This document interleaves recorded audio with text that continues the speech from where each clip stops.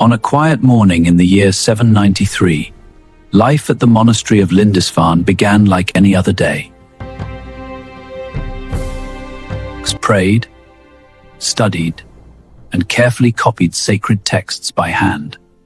For generations, this peaceful island had been a place of worship and learning. No one suspected that history was about to change forever. Then, out of the mist, strange ships appeared on the horizon, long, narrow, and built for speed.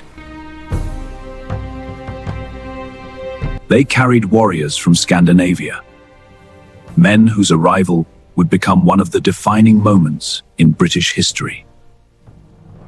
The Vikings struck with astonishing speed. The monastery was looted, buildings were burned, and priceless treasures disappeared. To the people of Britain, the attack seemed to come without warning. It marked the beginning of an age of fear that would last for generations. The Vikings were far more than raiders. They were skilled sailors, traders, explorers, farmers, and craftsmen. Their remarkable longships allowed them to travel farther than almost any other people of their time, reaching Britain, Ireland, mainland Europe, and even North America centuries before Columbus. News of the Lindisfarne raid spread rapidly across Britain. Coastal communities lived in constant fear, never knowing where the next attack would come. The sea, once a source of trade and opportunity, had become a pathway for invasion. At first, the Vikings came to raid, but over time many returned to settle. They built villages, farmed the land, and established new communities across large parts of Britain. The struggle was no longer about isolated attacks. It had become a battle for control of the island itself. Years later, Viking longships arrived once again. As Viking settlements expanded, one Anglo-Saxon kingdom refused to surrender.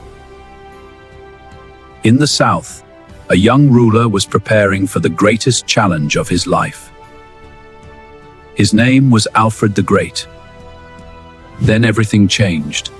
In the year 865, the Vikings returned, not as scattered raiders, but as a massive fighting force remembered as the Great Heathen Army. Their goal was no longer to plunder Britain's wealth. They had come to conquer its kingdoms. One by one, the Anglo-Saxon kingdoms fell. Northumbria was overwhelmed. East Anglia was defeated. Mercia struggled to resist. With each victory, Viking power grew stronger. Soon, only one major kingdom remained unconquered. Only Wessex still stood free. Its young ruler, Alfred, faced an impossible choice: surrender and preserve what remained, or fight an enemy that had already defeated nearly every other kingdom. At one of the darkest moments of his reign, Alfred was forced into hiding. Surrounded by marshland and protected by loyal supporters, he refused to give up. Instead, he quietly prepared for the battle that would decide the future of his kingdom. In the spring of 878, Alfred finally struck back. At the Battle of Edington, his army met the Viking forces in a fierce confrontation. Against overwhelming expectations, Wessex held its ground. Alfred's victory marked a turning point in the struggle for England. Alfred understood that winning one battle would never be enough. He strengthened towns, reorganized his army, encouraged learning, and laid foundations that helped Wessex survive.